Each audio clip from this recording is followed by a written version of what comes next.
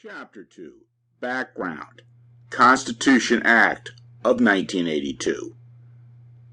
In 1981, Prime Minister Pierre Trudeau began negotiations to patriate the Canadian Constitution to Canada through an agreement that created the Constitution Act of 1982.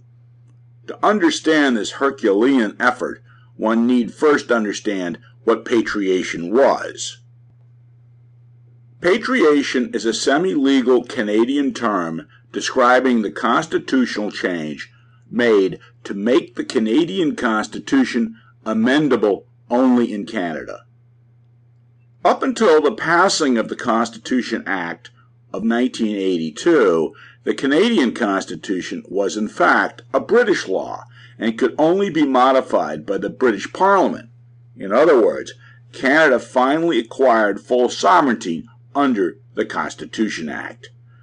Prime Minister Lester Pearson was the first leading Canadian political figure to state forthrightly Canada's intent to gain full sovereignty through repatriation.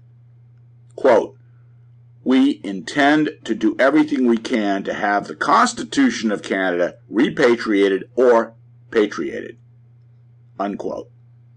The Oxford English Dictionary declared that this use of patriate by Prime Minister Pearson in 1966 was the first known use of this term.